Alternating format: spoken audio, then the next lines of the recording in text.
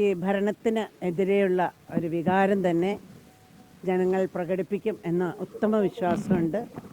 ഉറപ്പായിട്ടും UDF ഭരണത്തിൽ വരും. അത് അടുത്ത നിയമസഭയ്ക്കുള്ള ഒരു തിരിച്ചടി കൂടിയാവും എന്നുള്ളതാണ് എൻ്റെ അഭിപ്രായം. തീർച്ചയായിട്ടും തീർച്ചയായിട്ടും.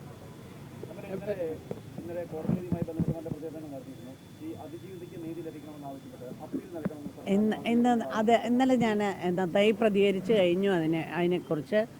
ഇന്ന് നമ്മൾ ഇലക്ഷനുമായിട്ട് ബന്ധപ്പെട്ട് നമ്മളുടെ സ്ഥാനാർത്ഥികളുടെയൊക്കെ അടുത്ത് പോകാനുള്ള ഒരു വ്യഗ്രതയിലാണ്. ഏറ്റവും നന്നായിട്ട് ഇന്ന് എല്ലാവരും പ്രാർത്ഥിക്കുന്നത് എല്ലാവർക്കും വോട്ട് ചെയ്യാൻ എത്താനാവണം. അതുപോലെ തന്നെ വോട്ട് രേഖപ്പെടുത്താനായിട്ടായാൽ നമ്മൾക്കിവിടെ ചെറിയ ആശങ്കകളുള്ളത് എല്ലാവർക്കും വോട്ട് ചെയ്യാനായിട്ടുള്ള അവകാശം തന്നെ നഷ്ടപ്പെടുന്ന രീതിയിൽ പല വോട്ടുകളും കട്ട് ചെയ്യപ്പെട്ടിട്ടുണ്ട്. അതിൻ്റെ ഒരു ആശങ്കയുണ്ട്. എന്നാൽ പോലും ഏറ്റവും നല്ല ഭൂരിപക്ഷത്തിൽ ഓരോ UDF സ്ഥാനാർത്ഥിയും വിജയിക്കും എന്നുള്ള ഉത്തമ വിശ്വാസം.